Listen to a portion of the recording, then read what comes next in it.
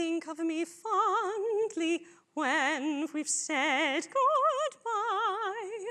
Remember me every so often. Promise me you'll try. I sang those lines. Oh, thank you. I got to sing those lines on Broadway 6 nights a week for almost 10 years of my life. I played the role of Christine, the female lead in The Phantom of the Opera, for 1,300 and some performances. 6 nights a week for nearly a decade, it was my job to fall in love with fear. For those of you who don't know The Phantom of the Opera, spoiler alert. It's a story about a guy who's born with a deformed face, which he covers with a white mask. He falls in love with a young soprano named Christine. Romance and drama ensue. But underneath all the romance and drama is an archetypal journey through fear, one which would unexpectedly transform my relationship with fear in my life offstage. Christine, the character that I played, she has one primary struggle throughout the show. She's terrified pretty much the entire time. When we first hear her sing those opening lines of Think of Me, she's so nervous she can barely utter a sound. It was the perfect role for me because fear was my primary struggle in my real life. From my first solo in the 5th grade all the way to my star dressing room on Broadway, it was right there with me. January 9th, 2006, Phantom became the longest running Broadway show of all time. There was a red carpet on the way into the theater. The audience was filled with celebrities and press for the gala performance. I'm backstage in my dressing room before the show, surrounded by handmade costumes that cost as much as a sports car. I'm dressed in the first one, wig on, ballet slippers laced up, and I hear over the intercom the words that always made my heart beat faster. Places, please. This is your places call. That was my cue to make my way down the stairs outside my dressing room for my first entrance onto the stage. I turned to go, but then I remember there's another set of stairs outside my dressing room, the fire escape. I could just slip out that window, sneak down, and disappear into the crowd in Times Square. Even though I had become a record breaker by that point, too, I was Phantom's longest-running leading lady.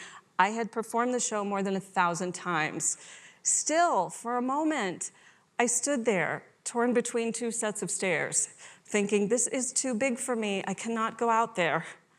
It was no different than when, as a 10-year-old, moments before the 5th grade Christmas concert that I was to sing my first solo in, I peeked through the curtain, saw the crowd, and bolted. Now, unlike the 5th grade, I did not flee the building before Phantom's record-breaking performance, but as I walked down the stairs to the stage that night, and every night when I heard places, I knew that the choice between running away and showing up was the central choice of my life, and the path I chose was always determined by one thing: what I did with fear. When I was playing Christine, I could put my fear to work for me. I could use the fear I was actually feeling to help me inhabit the character more authentically. But stage fright wasn't the only fear I had in common with the character. Christine is grieving the loss of her beloved father, afraid she won't be able to go on without him.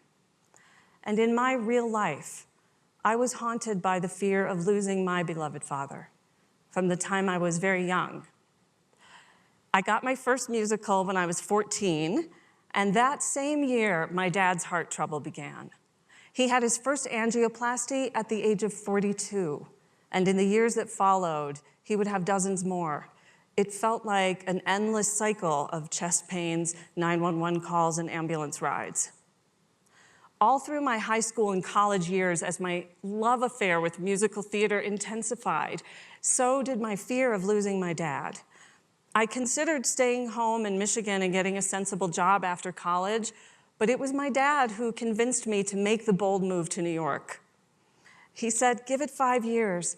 If it doesn't work out, you can always come back home. I'll be here. 4.5 years into my 5-year plan to make it big in New York City, I was living on a friend's sofa, about ready to call it quits, when I landed the role of a lifetime. A character that would put all of my experience with fear to good use. Playing Christine meant that I was charged with embodying fear on a nightly basis. And sometimes the lines between myself and my character got pretty blurry.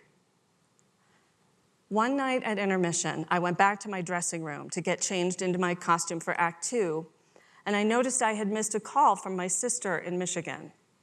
She knew I was doing a show. Why would she be calling? I had made her promise she would tell me immediately if anything ever happened back home. I listened to the voicemail. We're on our way to the hospital. Dad's having chest pains. I'll keep you posted. I hung up the phone and heard, "Places, please. This is your Places call."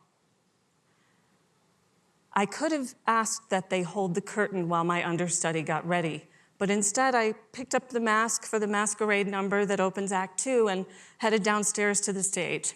Not because I was brave, but because I knew from experience it would be a while before we knew how my dad was, and I thought, at least this will keep my mind occupied for the next hour. I entered, mask pressed firmly to my face, smiling, dancing, and singing, "Masquerade, paper faces on parade, masquerade, hide your face so the world will never find you." Soon I was into the next costume and on to the next scene, and before I knew it, it was time for the scene I hadn't thought about until that moment, when Christine goes to visit her father's grave. My father is in a hospital in Michigan, and I, as Christine, am standing beside my father's grave, singing, "You were once my one companion.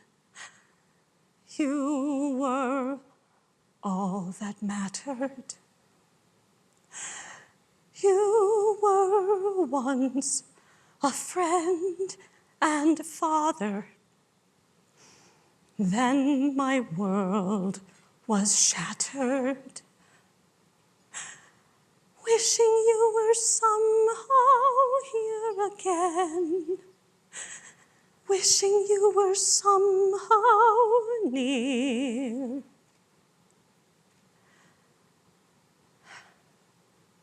I'm grateful to say my dad survived that night, and all 10 years that I played Christine, he was there, from my first show to my last.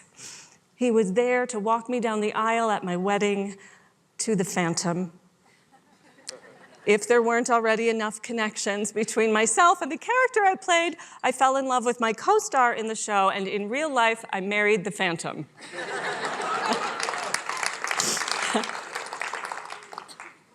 I took my final bow as Christine in 2006, and 1 year later, my dad started having chest pains again. The ambulance came, but this time it was too late.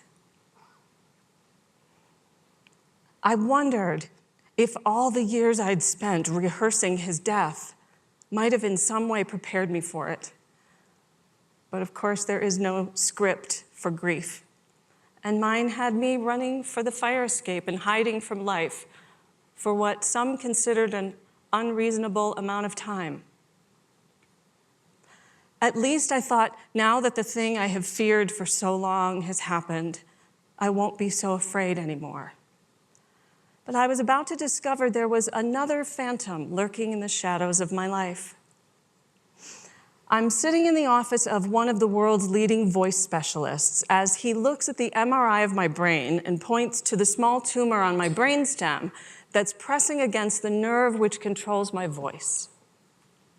He says, normally we would treat this with radiation, but if we do that, we'll destroy the nerve. So you'll have a speech impediment the rest of your life, and you'll certainly never sing again.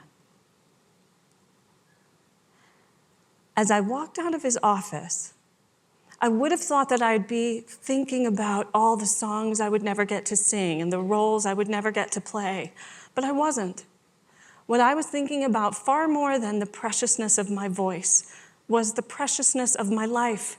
And the one thing I wanted, the one thing I had never been able to achieve, was to be free from the fear I'd been running from all my life. I had left Phantom a year before, but there was a scene from the show that kept playing over and over again in my mind. When Christine first sees the Phantom without his mask, she runs away, terrified of what appears to her a monster.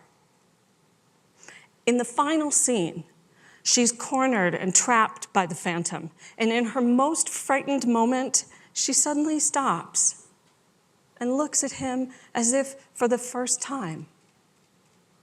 She no longer sees a monster. She sees a human being who is suffering. Pitiful creature of darkness, what kind of life have you known? God, give me courage to show you you are not alone. She takes hold of his unmasked face, looks into his eyes, and kisses him. And in that moment, she is set free. She's been chased and tormented and held captive, but in her moment of clear seeing, she is set free. The word theater comes from a Greek word that means the seeing place. I played that scene 6 nights a week, 50 weeks a year for almost 10 years, but it wasn't until I looked my own fear in the face that I could see the lesson it held for me, and the possibility I believe it holds for all of us. What if we could see ourselves the way Christine sees her Phantom in that transformational moment? What if we could hold our own experience, our own suffering, with that same tenderness and compassion? What if we could look ourselves and our lives squarely in the face and kiss what we fear on the lips? After consulting with the Tumor Review Board, we decided not to do the radiation and instead to watch and wait. That meant MRIs every 3 months, then every 6 months, then every year. And now, more than 10 years later, what I've come to understand is that behind the mask, we have one thing in common. We will all face fear. We will all lose people we love. And someday the curtain will come down for each one of us. Often we run from those realities, but if we turn toward the truth of the impermanence of everything, if we look directly at the fact of our fragility, we just might find that the things we fear the most hold within them the power to free us, to live our lives full out. Just as fear once helped me inhabit the role of Christine more authentically, now my ongoing daily practice is to let the knowledge of impermanence free me to inhabit my life more authentically. Every day we are torn between 2 sets of stairs and we have a choice to make. We can either walk in the direction of fear or we can walk in the direction of love. We can sneak out the back and hide, or we can walk directly into each unrehearsed moment we're given. Mask off, arms open, loving and embracing it all. So the question for all of us is, which path will we choose? Places, please. This is your places call. Thank you.